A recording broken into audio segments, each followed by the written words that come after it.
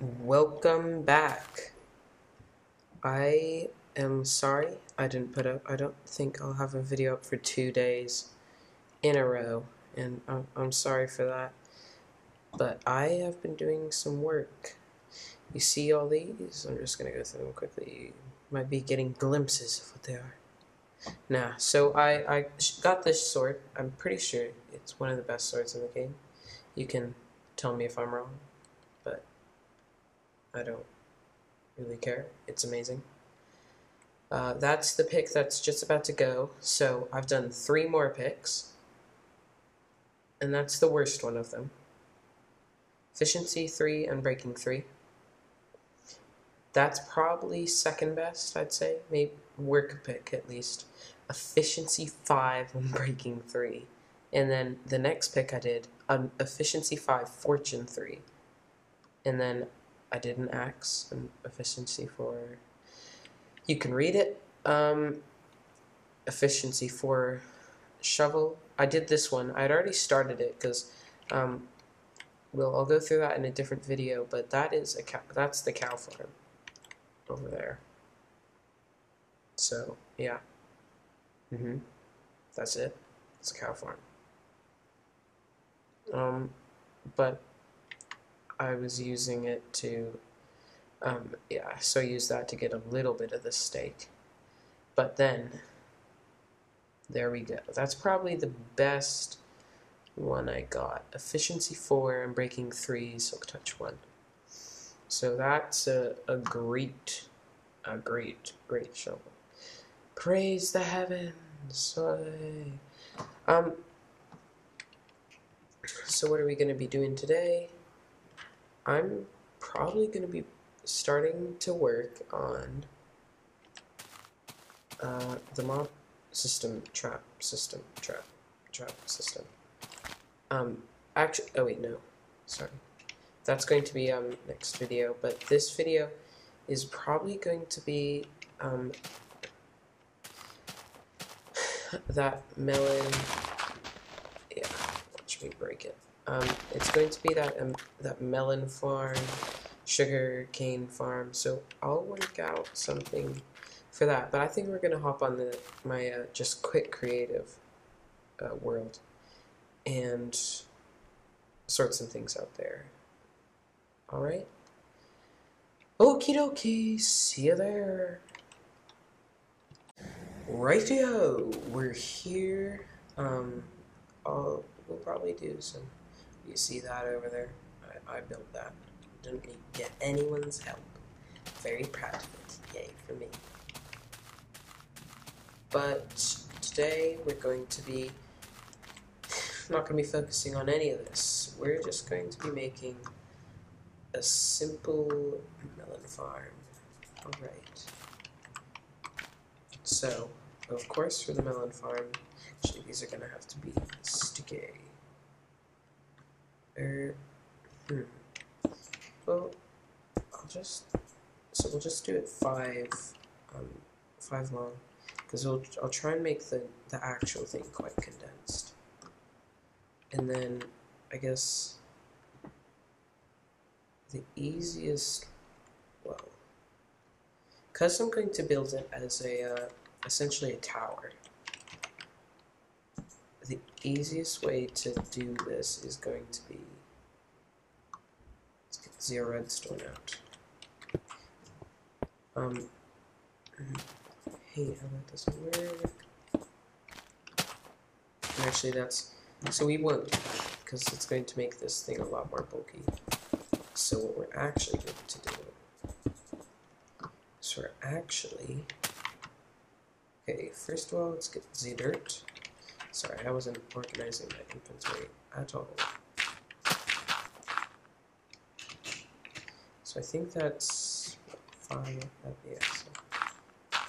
Okay, I've got something here.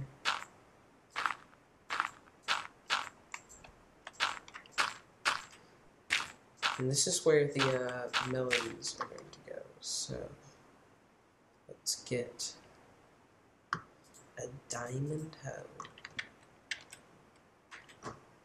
Oh, and I'm gonna Betty bye time. Kiss. Okay, there is the bed. So the reason I haven't been recording as much recently, I had that cold and it got really just kind of not very nice over the weekend there, so I decided just not to record because it really was kind of, it was stuffy, it was no good. And then probably, I don't know, just for the moment we'll do this. Okay, back it. And then I'm just using, I'll change the work here, the block, whatever. That's just going to be a stopper of some sort, so just, oh, that's not what I meant to do. Okay, so that should hydrate all these plants up here, and this is going to have to be a design that I can make a multi-layer majigger thing. It's gonna have, because I'm gonna have it, oh yeah, it's not gonna work obviously. It's gonna have to be stackable, I guess you could say. Because I'm gonna try and make it into a tower, kind of, that will just stretch out of that mountain. So it'll be almost buried, but not quite. Okay, here's what we'll do. Nope, can't stand that. Okay, this one. I know this is creative, but I still have to make it look nice. Well, I don't have to. I just feel I have to. Okay. Shine on there. Pop a shine on there. Okay. So that's the basic thing. And then melons will grow along here. So the pistons we use to... Because the only other way to get rid of these guys, I'm pretty sure, besides breaking them or moving the soil underneath, is going to be using pistons. So, and this is because moving the soil underneath is going to need slime balls, and I don't have slime balls. And that's probably one of the other things I'm going to do around here. Try and find some slime chunks around. Try and find some slime chunks around the... where I'm going to build probably the mob sorter thing. Okay, let's find... Okay, stonebricks. I can't wait till 1.3 where they're going to hopefully sort this inventory thing out. Actually, would this work if put one there, and then one there, and then that's a stackable design, because then the next one, well, okay. I'll just pause the video here and double this thing up here, so you'll see it twice as tall. All right, back in a second. Okay, I've doubled it up. A few of these melons are growing, so it proves at least that part will work.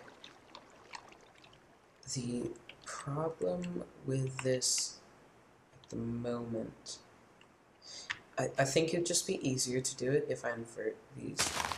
So if I just have the other way around, because if you see, I don't want the pistons to be on most of the time. I want them to be off. So, well, actually, we know it's a reversible design. So, because of that, we can just pop a button on, and that will make them extend for a second. So that torch will power all these, extend for a second, crush the pistons, crush the melons. Now, What? I think just you can just do it like this. I'd be pretty surprised if you couldn't. But it's worth. I should. I know you can do this and that. You can't do it. But with dispensers. Okay, so that's the easiest way. Well, there we go. I think that's probably the simplest way. And I'm thinking just this thing will only be 5 levels, but we'll also have a sugarcane farm as well to top it off. And I know it's not going to be 100% efficient, I'm pretty sure, but I think you'll get the gist of it. So probably, actually, I'll show you a little, I guess, spoiler of one of my designs, because I don't really want to start working on this, not finish it in the next episode. So I'll show you something from over there. Okay. That's kind of cool. We're not getting a lot of the melons, though. In fact, we're not getting any at all. And that's no good. Dang it. That's not good.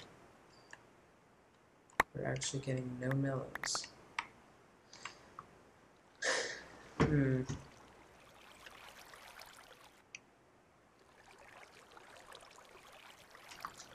Well, I'll come up with something new here, and I'll show you that once I've sorted this whole thing out. Be back once I've fixed the problem. Alright, I've got a few things set up here. So I have 3 designs for the moment. And I'm going in order of which one I think will work best. I don't think this will work great. Great. Essentially, they're meant to fall off the side, but that just isn't enough. Okay, moving on. Okay, so that got a few over the edge, but it's still pretty... How many did I get? It looks like 3, 4 maybe. But really, that's not great at all. Now that is a little more like it. And I guess the reason for that is it's got only the 1 block on the side for the melon to land on. So, from that, I would get... Okay, so that, well, okay, that's pretty obvious now. That is definitely the design I'm going to go with. Just to even out the look, I'd probably do something like this. Or, I don't know, whatever. Doesn't really matter, but I would attempt to balance it out a little bit, and I don't know what I'll build it out of, so I'm tempted to build it out of wood. Oh, and by the way, these aren't growing terribly fast, so I am just filling them. I'm just getting the melon here. I guess we'll double test it, just to be sure. Okay, so that's still the most effective. And I can live with that because if you think about that, that's relatively cheap. And it's at least, I would say probably give close to half at least each time. And I will probably put some sort of way to get out there if I need to. Alright, so that's the one I'm going to go with. Just going to have a quick sleep here because I'm not going to go back to the single player one. I think we're just going to stick with that. The video's only probably going to be a 15-minute one because I haven't got a lot of time to record and I'm just trying to get back in the swing of things. So, that's not finished, that's not finished. That's going to be slightly irrelevant. That's, I'm going to save that. Okay, this is going to go probably off our storage room. This is one of the more complex things. But I'll just run through it pretty quickly. I could give a more in-depth tutorial, but okay, so is essentially, let's stick melons in it. But this would be for splash potions. So simply enough, they'll just shoot a strength or a speed, something like that. We'd shoot at you, and you would get all the stuff. And the simple wiring is it's got a pressure plate there, turns that torch off, turns that torch on. Where does this go? Turns that torch off. So it all chains up from there, and then these eventually just switch on, alright? And this one will turn off. So these will turn on. After, let's see, it's 1, 2, 3, 4 ticks. So after 4 ticks, these dispensers will shoot out a melon. But after 3 ticks, so 1, 2, 3, and then because there's no real delay here, I mean passing through blocks, but that's minimal. And that will open this first, so there's no chance that it will miss you. And the only reason I have it opening is because I don't want to every time have to go like out some maintenance kind of thing, make a door. So I can just as I did, just refill it right from here. This is extremely simple. I'm not even gonna. I just filled it with some stuff, but essentially it's just a line of dispensers. Oh, I'm gonna have so many items there, but it's pretty much the same thing. Pressure plate, 1 tick, 2 ticks, 3 ticks, 4 ticks, that gets inverted, and then all these go off. Oh, and if you didn't know, the way, so normally you wouldn't be able to put redstone on a dispenser because it's, you'll just go to the dispenser screen, but the way you can do it is just place it on the side of a block. Click on the side of the block and it will put it there. Okay, take that. But this is the most complicated thing, and we just get lots of wood. Okay. Okay, so you saw that light turns on. That's saying, alright, something's cooking. The light's going to turn on, and that in itself is quite useless, because there's a big furnace saying, alright, I'm on fire, essentially. So that's quite useless by itself. But you notice the light is staying on. And the reason that is useful is because you can be putting like a stack of iron in there. And I'd have a few of these stations scattered around my bases. And you'd see, okay, so I put some iron in there, I walk away because it's a stack and I don't want to wait for it, go do something else, kind of forgot about it. Alright, so then I walk back along here and I'm just checking in this room and it has a light on.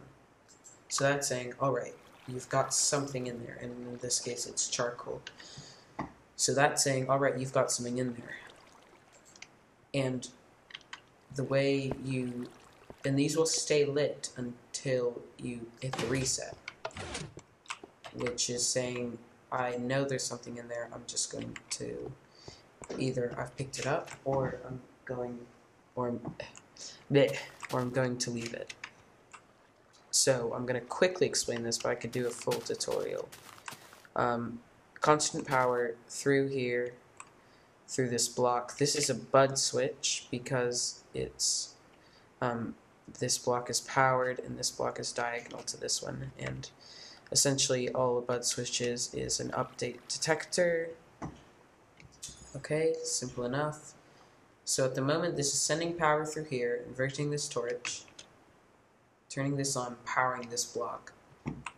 And you'd think maybe, okay, I could just put a lever here, constantly have it on. But then if it was constantly on, it would it wouldn't really, it has to be unpowered again to sense the update. So that's just this is a really simple bud switch in effect. It's really cheap. You've got some just blocks are needed and about 5 or 6 pieces of redstone. But that's it. And I think I might even be able to, no, I can't do that. Okay, so that was a lie. It's just pulling you guys' leg. Alright, so there we go. Let me just reset that now. Messed it up. Okay. So this is powered. That, and then once I cook something, you'll see that since it's the update, it pushes it down, block goes down. This is a sticky piston, by the way. So the power gets cut off, this torch gets powered, that gets inverted, and the power of the bud switch goes off. Then, but at the same time, this has went off, powering, so that this isn't powered anymore. And the only reason for that is when you reset it, it will, when you put something in, it will power this piston, send it up. But this is also just a T flip-flop, so this is a really simple one, but that's really difficult to put vertically, so I couldn't find one that like works nicely. So I put a piston one, and I figured, okay, that's probably the simplest way. Just having your bud switch input, reset button. But then the vertical way was essentially the same. There's a piston under there. One pulse pushes it up. Sorry, just got cut off mid-speech there, but essentially that's what I have. It's and then the good thing about this one is you can reset both of them at the same time, even if only one is powered. So if I've only used one furnace, it will reset them both at the same time. And then this essentially just goes up to the lights, turns them on, and because it's a T flip-flop, I can keep cooking stuff in there, so I can keep adding stuff, and it won't change. It's like, I don't, wait, why do I have these here? I don't think I need them. Yeah, I think these are useless. But essentially, this is just a T flip-flop, so we reset, and that's about it. So I'm pretty much finished here for today. And sorry, it's been a little different episode. Hope you don't mind. But option A is a no. Option B is a no. C is a no, by the way. This is an X. And this is a tick. Yeah. And a little bit of redstone, so I could go, I guess, a little bit more in depth to this if anyone wanted to see it, but I think for today, I'm going to be good. So, once again, guys, it's been a little bit of a hectic episode, but this is MC Blockboy signing off. See you later.